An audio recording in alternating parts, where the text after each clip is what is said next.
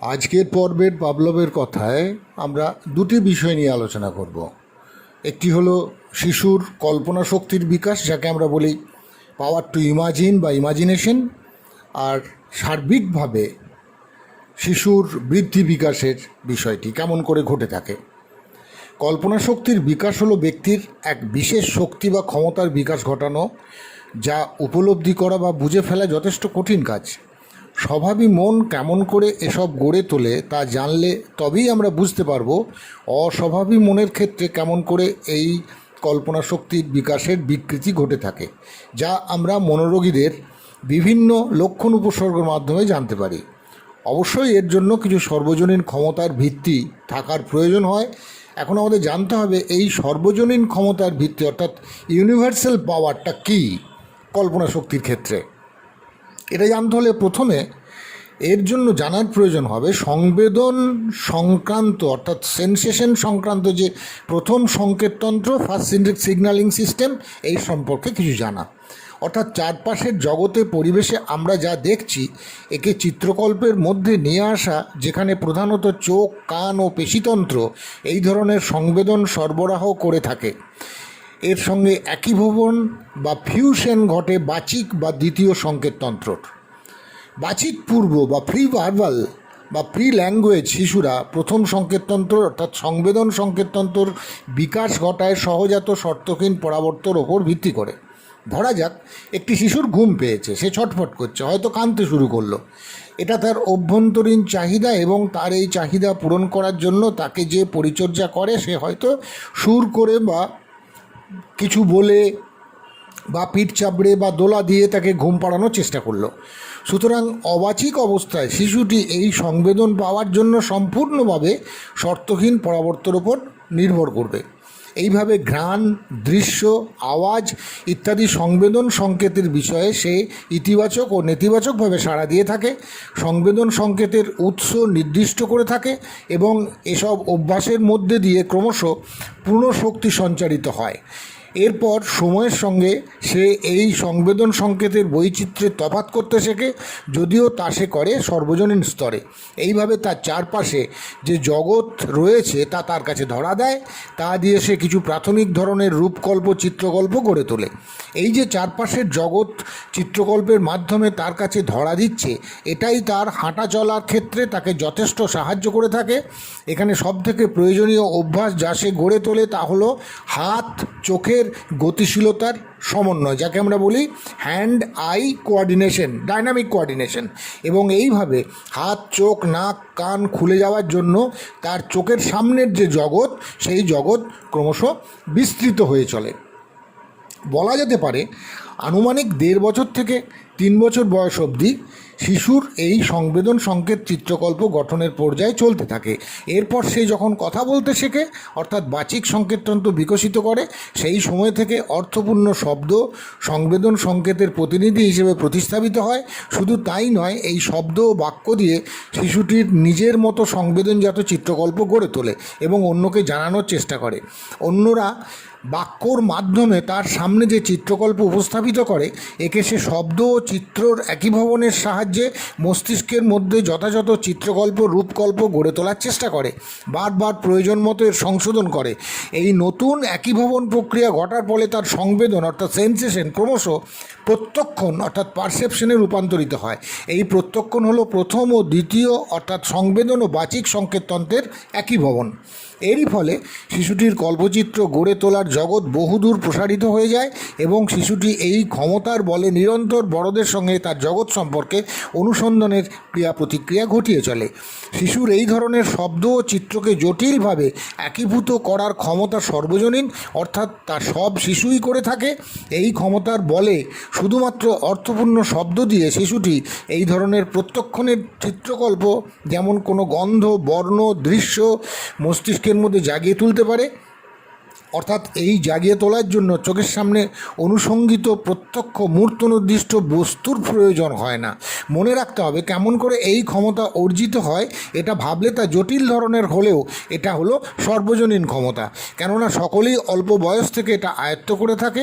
ফলে অর্থপূর্ণ শব্দর অনুষঙ্গে এক বা একাধিক চিত্রকল্প, রূপকল্প, শব্দকল্প পরপর ঘটনা প্রবাহের মতো মন বা মস্তিষ্কের মধ্যে জাগিয়ে তোলা সম্ভব হয়। চিত্রর সঙ্গে শব্দের এই অনুষঙ্গ বা একীভবন অত্যন্ত গুরুত্বপূর্ণ বিষয়। এর পরের ধাপে যেতে হলে ব্যক্তির জ্ঞানাত্মক বিকাশকে আরও বর্ধিতকরণ করতে হয়, না হলে এই ব্যাপারে বিশেষ ক্ষমতা, স্পেশালাইজড পাওয়ার বিকশিত হয় না। এই জ্ঞানাত্মক বিকাশের মধ্যে রয়েছে বিজ্ঞান ও শিল্পকলা সম্পর্কিত জ্ঞান, অবশ্যই ব্যক্তির মস্তিষ্কের ধরন জানার আগ্রহ, প্রকাশ করার প্রবণতা বা অভ্যাস, এই সমস্ত বিষয়গুলি এই প্রত্যক্ষণকে আরও এগিয়ে নিয়ে যেতে, আরও উন্নত করতে সাহায্য করে।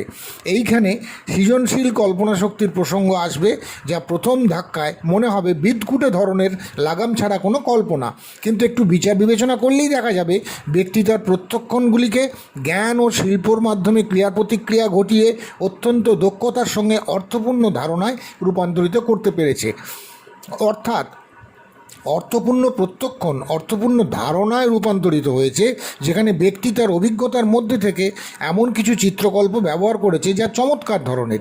এই চমৎকার বলার কারণ, এই চিত্রকল্প শুধুমাত্র সহজ সরলভাবে কিছু নতুন সম্ভাবনার কথা বলে না, এর মাধ্যমে ব্যক্তি যেন এমন কিছু প্রত্যক্ষণজাত চিত্রকল্প হাজির করছে যা জীবনচর্চা, বিজ্ঞান, শিল্পকলা ইত্যাদি ক্ষেত্রে নতুন অভিনব ধারণা দিয়ে আবৃত বা শোভিত করা। এটা হলো এই চিত্রকল্পগুলিকে নতুনভাবে সাজানোর ক্ষমতা, এবং এর ফলে আমাদের পক্ষে জগৎ, সংসার, আন্তঃসম্পর্ক ইত্যাদি বিষয়কে সাধারণভাবে উপলব্ধি করতে অনেক সুবিধা হয়। একেই আমরা প্রতিভা বলে থাকি, যা আমরা মনীষীদের ক্ষেত্রে দেখি, বা সৃজনশীল সহজাত স্বভাবদত্ত ভাবনা চিন্তাও বলে থাকি। এই বিশেষ ধরনের চিত্রকল্প গঠন করার ক্ষমতা আমাদের কাজে লাগে যখন আমরা বিজ্ঞানের কোনো তত্ত্ব প্রকল্প গঠন করতে চাই এবং কোনো সৃজনশীল শিল্পকলা গঠন করতে চাই। মনে রাখতে হবে, এমন চিত্রকল্প গঠন করার জন্য জ্ঞানের যে উপাদানগুলি প্রয়োজন তা সমাজের মধ্যেই ছড়িয়ে ছিটিয়ে রয়েছে সাহিত্য, শিল্প, বিজ্ঞান, গণিত, দর্শন ইত্যাদি বিষয়ের জ্ঞানচর্চার মধ্যে। এসব রয়েছে বাস্তব জীবনের মধ্যে, মানুষের আন্তঃসম্পর্কের মধ্যে, কথোপকথনের মধ্যে, পাঠক সভার আড্ডার মধ্যে। বিশেষত যে সকল মানুষজন এই বিষয়ে বেশ কিছুটা দক্ষতা, কুশলতা অর্জন করেছেন, তাদের সঙ্গে ক্রমাগত ক্রিয়া প্রতিক্রিয়ার ফলে এই চিত্রকল্প গঠনের ক্ষমতা অনেক পরিমাণে বাড়ে। এই বিশেষ ক্ষমতা অর্জন করার জন্য ব্যক্তিকে প্রথমে ওই অল্প বয়সের সর্বজনীন চিত্রকল্প গঠনের ক্ষমতা অর্জন করতে হবে, একে জাগিয়ে তুলতে হবে, রাঙিয়ে তোলার ক্ষমতা অর্জন করতে হবে। এর ওপর ভিত্তি করে সামাজিক নানা ক্রিয়াকলাপে সক্রিয়ভাবে অংশগ্রহণ করে নিজের চিত্রকল্প গঠনের বিশেষ অদ্ভুত মানবিক ক্ষমতাকে বাড়িয়ে তুলতে হবে। অবশ্যই এই ক্ষমতা অসীম ধরনের, কেননা নিউটন, আইনস্টাইন, রবীন্দ্রনাথ, মার্কস বা টলস্টয় প্রমুখের এই ক্ষমতা ছিল অসীম ধরনের। তা তাদের কাজকর্ম অনুধাবন করলেই বোঝা যায়। কিন্তু যেটা বলার কথা হলো, এই ক্ষমতা তারা তাদের নিজেদের স্বভাবজাত অভ্যাস দিয়ে খুব সহজ সরল চিত্রকল্প থেকে অত্যন্ত জটিল অসংখ্য চিত্রকল্প এই সমাজ থেকেই অর্জন করেছিলেন। জটিল বা বড় ধরনের মনোরোগের ক্ষেত্রে ব্যক্তির বৃদ্ধি বিকাশের নানা স্তরে এই কল্পনা শক্তির বিকাশ আটকে যায়। ফলে ব্যক্তির সঙ্গে কথা বলে বোঝা যায় নানা ধরনের অসম্পূর্ণ, বিকৃত সংবেদন বা প্রত্যক্ষণজাত চিত্রকল্প ও অর্থহীন শব্দ অসংলগ্ন অগোছালোভাবে ব্যক্তির মাথার মধ্যে ভিড় করে রয়েছে, যা সে সুযোগ পেলেই উগলে দিচ্ছে। এর পরের আলোচনা যেটা আমরা করব সেটা হচ্ছে শিশুর সর্বাঙ্গীন বিকাশ সম্পর্কে। সেটা কেমন করে ঘটে থাকে, যাকে আমরা বলি ডেভেলপমেন্ট অফ চাইল্ড, অর্থাৎ কেমন করে একটি শিশু পূর্ণাঙ্গ মানুষ হয়ে ওঠে। হাঁটা, চলা, কথা বলা থেকে শুরু করে যুক্তি বিচারবোধ ও কল্পনা শক্তির বিকাশ, ভালোবাসার ক্ষমতা ইত্যাদি সমস্ত কিছু প্রত্যক্ষ পরোক্ষভাবে দুই ধরনের উপাদানের উপর নির্ভরশীল। এর একটি ব্যক্তির অন্তর্জাত এবং অন্যটি পারিবারিক সামাজিক। এই বিকাশের প্রথম স্তরটি হলো সর্বজনীন, যা সুস্থ স্বভাবই, যা সকল ব্যক্তি অর্জন করতে সক্ষম। আর এই সর্বজনীন স্তর হলো ভিত্তি, যার ওপর নির্ভর করে গড়ে ওঠে বিশেষ ক্ষমতার ইমারত বা উপরিকাঠামো। এই বিশেষ ক্ষমতা ব্যক্তির ক্ষেত্রে যে কি বিপুল মাপের ইমারতে পরিণত হতে পারে তা আমরা অনুমানও করতে পারবো না। প্রাণীকে মানুষে রূপান্তরিত করার জন্য প্রকৃতিতে লক্ষ কোটি বছর অতিবাহিত হয়েছে। এর ফলে মানুষের মধ্যে এক অভিনব ধরনের পরিবর্তিত অঙ্গসংস্থান ও কর্মপ্রক্রিয়ার ব্যবস্থা গড়ে উঠেছে। এই কারণে মানুষ প্রজাতি হিসেবে একদিকে অনন্য, কারণ মানুষের চেতনাধারা রয়েছে, অন্যদিকে প্রজাতি হিসেবে মানুষ অত্যন্ত দুর্বল শ্রেণীর, কারণ তার কোনো ঘনিষ্ঠ প্রজাতি নেই। সেই যদি বিলুপ্ত হয়, অন্য কোনো প্রজাতি এসে তার জায়গা দখল করতে পারবে না। তবু মানব সমাজের ইতিহাসে এটাই প্রমাণ করে যে মানুষই একমাত্র প্রাণী যে তার প্রজাতির পূর্বপুরুষদের সমস্ত অর্জিত জ্ঞান অন্তরীকরণ করতে সক্ষম। এই জ্ঞান অন্তরীকরণ করার জন্য মানুষের মধ্যে সব ধরনের অন্তর্জাত অঙ্গসংস্থান ও কর্মপ্রক্রিয়া জন্মানোর পর থেকেই মজুদ থাকে, যার মধ্যে প্রধান হলো ভাষা। এর মধ্যে কিছু ক্ষমতা হলো জৈবিক ও সহজাত, যা প্রতিটি মানুষ এই মাত্রায় গুণাবস্থা থেকে অর্জন করতে পারে, সে পৃথিবীর যে কোনো সমাজে জন্মাক না কেন। এই ক্ষমতার ওপর ভিত্তি করে প্রতিটি মানুষ তার সমাজ থেকে অস্তিত্ব রক্ষার জন্য কিছু সর্বজনীন উপাদান অর্জন করে থাকে। এসবকে আমরা স্বয়ংক্রিয় বা অটোমেটিক মনে হলেও তা স্বয়ংক্রিয় নয়, কারণ অস্তিত্ব রক্ষার জন্য সকলকে এই সর্বজনীন গুণগুলি অর্জন করার জন্য পরিবার ও সমাজে সক্রিয়ভাবে অংশগ্রহণ করা বাধ্যতামূলক হয়ে ওঠে। আমাদের প্রতিদিনের জীবনযাপনে যে গুণগুলি আমাদের অর্জন করতে হয় তা হলো খাদ্য গ্রহণ, ব্যক্তিগত সুরক্ষা, প্রজনন ও প্রজাতির সুরক্ষা ইত্যাদির কৌশল। যে কোনো সমাজে প্রতিটি মানুষের ক্ষেত্রে যদি খোঁজ নেওয়া যায়, তাহলে দেখা যাবে প্রতিটি মানুষ কম বেশি প্রায় একই গতানুগতিক কাজ করে থাকে। এর তফাৎ কোথায় হয়? মানুষকে যখন এই সর্বজনীন ক্ষমতার উপর ভিত্তি করে কিছু বিশেষ গুণ অর্জন করতে হয়, সেখানেই এর তফাৎটা বোঝা যায়। এই বিশেষ গুণ অর্জন করেই ব্যক্তি আর্থসামাজিক দিক থেকে সমাজের ওপর আরও উন্নত স্তরে যাওয়ার, উন্নত শ্রেণীতে যাওয়ার চেষ্টা করে। সমস্যা হলো সাধারণভাবে কোনো সমাজে এই বিশেষ গুণ বা ক্ষমতা অর্জন করা কখনোই স্বয়ংক্রিয় বিষয় হয় না। এর জন্য একদিকে ব্যক্তির নিজস্ব উদ্যম থাকতে হয়, অন্যদিকে পারিবারিক ও সামাজিক সহায়তা থাকতে হয়। এই দুটি ব্যবস্থা একত্রে মিলিত হলে তবেই ব্যক্তি সামাজিক দিক থেকে এই উপাদানগুলি বিশেষভাবে অর্জন করার জন্য সক্রিয়ভাবে অংশগ্রহণ করে নিজের অগ্রগতি ঘটাতে পারে। এই দুই ব্যবস্থার ভারসাম্য সর্বদা দেখতে পাওয়া যায় না।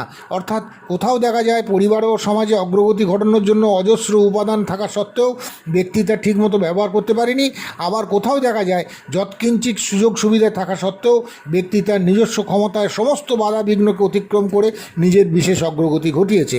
কখনো এমন হয় যে অনেক ক্ষমতা থাকা সত্ত্বেও ব্যক্তির যে পরিমাণ অগ্রগতি আশা করা গেছিল তা আশানুরূপ হয়নি। তাহলে বিশেষ ও অতি বিশেষ ক্ষমতা অর্জন করার জন্য ব্যক্তিকে উদ্যোগী হতে হয় এবং এর জন্য প্রয়োজনীয় উপাদানের ডালি সাজিয়ে নিয়ে সমাজকে এগিয়ে আসতে হয়। যদি ব্যক্তি এই ধরনের বিশেষ ক্ষমতা অর্জন করতে না পারে, তাহলে ব্যক্তি ও সমাজ দুজনকেই দায়ী করা যায়।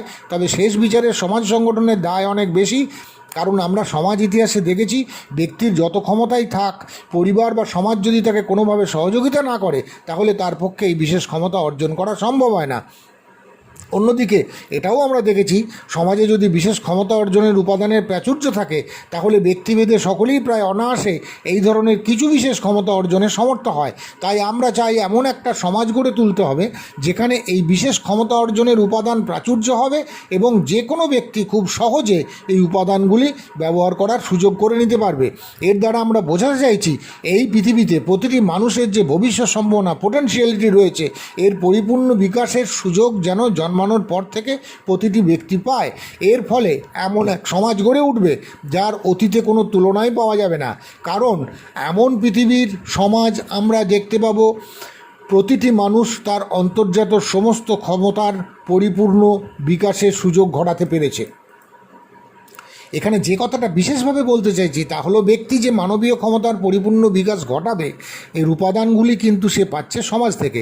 অর্থাৎ সমাজ তাকে সাহায্য সহযোগিতা না করলে এই বিশেষ বা অতি বিশেষ ক্ষমতা তার পক্ষে অর্জন করা, বিকশিত করা সম্ভব হতো না। কারণ উপাদানগুলি ব্যক্তির বাইরে সমাজের মধ্যে রয়েছে। এই উপাদানগুলি অন্তরীকরণ করতে হলে তাকে সমাজের মধ্যে যেতে হবে, সক্রিয়ভাবে অংশগ্রহণ করতে হবে। এই বিচারে বলা যাবে হাজার হাজার বড় মাপের মানুষজনের বিশেষ ক্ষমতা একজন ব্যক্তি বা তার অন্তর্জাত ক্ষমতা দিয়ে অন্তরীকরণ করতে সক্ষম হচ্ছে। অর্থাৎ অন্য মানুষের ক্ষমতা এখানে আমাদের ক্ষমতা হয়ে যাচ্ছে, বাইরের সম্ভাবনা উপাদান আমাদের ক্ষমতায় রূপান্তরিত হচ্ছে। এর অর্থ হলো যে বিশেষ উপাদান আমার নয় অন্য মানুষের, তা হয়তো আমি আমার বলে জাহির করছি। অবশ্যই এমন হতে পারে যে আমি হয়তো এই উপাদানকে যুগোপযোগী করে আরও উন্নত করলাম, যা দিয়ে প্রকাশ পেল আমার বিশেষ ক্ষমতা, কিন্তু এই ক্ষমতার উৎস হলো অসংখ্য সামাজিক উপাদান। তাহলে কোনো বিশেষ বা অতিবিশেষ ক্ষমতা সর্বদা সামাজিক উপাদান হয়ে থাকে, সহজাতভাবে আমরা পাই না।